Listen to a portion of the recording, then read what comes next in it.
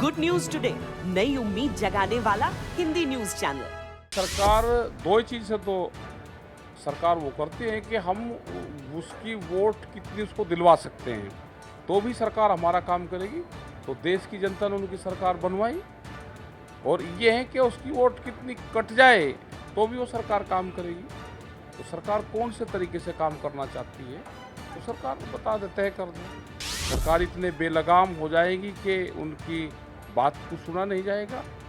ये हालात जब पैदा होती हैं, जब पार्लियामेंट गूंगी और बहरी हो जाती है, तो फिर सड़क की आवाज़ वहाँ पर सुनाई देनी सकती है। देश का किसान कोई इतना निठल्ला और वो हो गया है कि वो अपने कानून जो देश सरकार ने बनाए उनके लिए 3-3 महीने से भी ज़्यादा हो गए, 9-9 महीने यहाँ पे हो गए, और वो आंदोलन करता रहेगा। प्रदेश के मुजफ्फरनगर से किसानों ने 3 कृषि कानूनों के खिलाफ हुंकार भर दी है और इस वक्त राकेश टिकैत अपने गांव, अपने शहर मुजफ्फरनगर से दिल्ली के बॉर्डर गाजीपुर पे वापस आ गए हैं। कैसा रहा आज का पूरा आंदोलन गाजीपुर मुजफ्फरनगर में? आज का ठीक रहा वहाँ का प्रोग्राम, काफ़ी संख्या में लोग वहाँ पे आए, और पूरे देश से जो किसान प्रतिनिधि आया था उसने अपना विचार रखा और पूरे देश में आंदोलन करने का फैसला लिया है। पूरे देश में मीटिंगें होंगी, ये फैसला वहाँ पर संयुक्त मोर्चे ने लिया।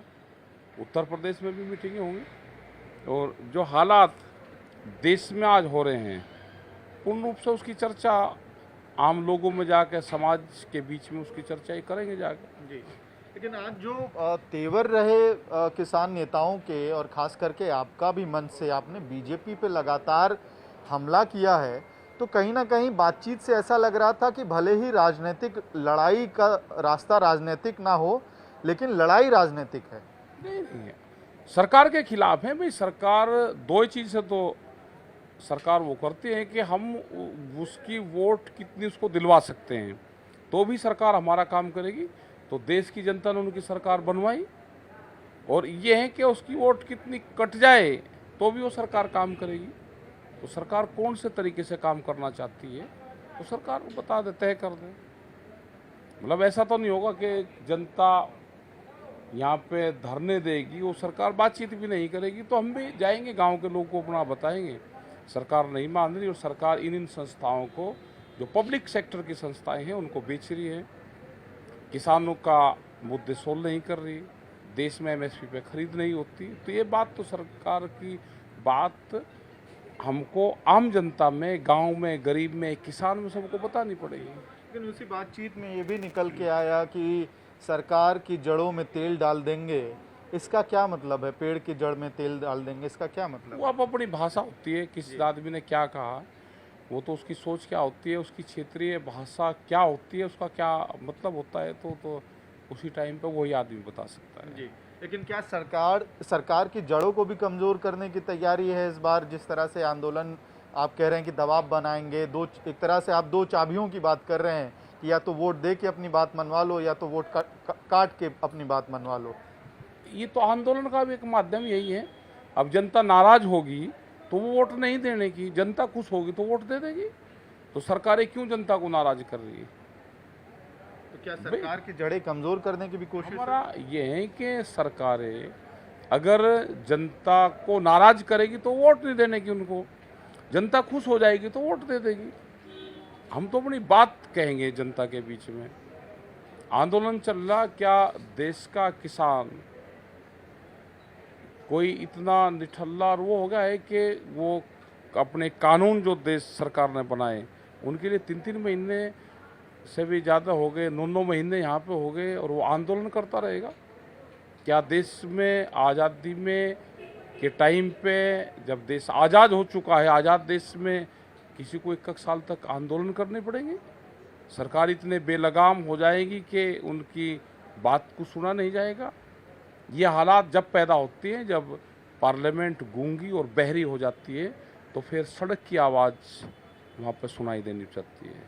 सड़क पर आवाज़ होगी तो सुनाई देगी। एक और सवाल है कि बातचीत के दौरान, अपने भाषण के दौरान आपने कहीं ना कहीं ये नसीहत दे दी कि प्रधानमंत्री नरेंद्र मोदी को उत्तर प्रदेश से चुनाव नहीं लड़ना चाहिए और अपने गृह राज्य गुजरात चले जाना चाहिए, इस नसीहत की क्या ज़रूरत थी? नहीं नहीं, वहाँ पे लड़ना चाहिए ना उनको, क्योंकि गुजरात को तो बर्बाद कर दिया। वो गुजरात तो पुलिस स्टेट है, तो वहाँ पे इसलिए चुनाव नहीं लड़ेंगे कि वहाँ से चुनाव हारेंगे ये। यहाँ पे जो मुरली मनोहर जोशी की सीट होती थी, उन्होंने बहुत मेहनत उस पर करी, उनकी सीट खोस ली जो बुजुर्ग लोग थे। यहाँ पे आके तो यहाँ क्यों जनता को बेवकूफ़ बना रहे हो भाई? अपने स्टेट में जाओ, आप वहाँ पे रहने वाले हो, मुख्यमंत्री आप वहाँ से रहे हो, आप वहाँ से लड़ कर दिखाओ ना चुनाव।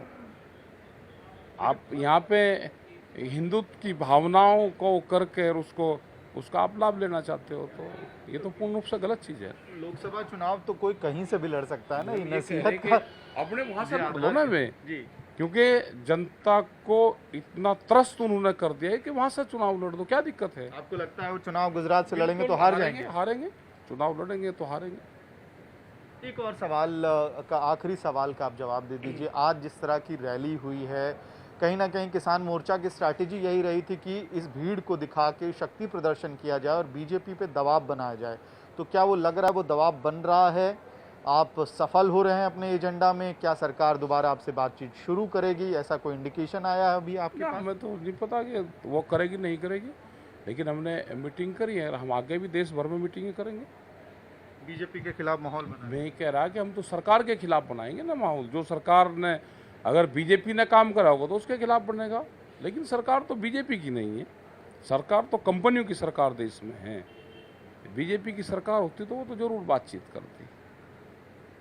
सरकार तो बड़ी बड़ी कंपनियों की सरकारें हैं देश में, तो माहौल तो सरकार के खिलाफ होगा जिसने पार्लियामेंट में गलत तरीके से कानून बनाए हैं। ये उन्होंने घोषणा पत्र में तो नहीं लिखा था जब उन्होंने चुनाव लड़ा कि हम इन संस्थाओं को बेचने का काम करेंगे, तो अपने घोषणा पत्र में लिखते और उसको बाद में बेचते।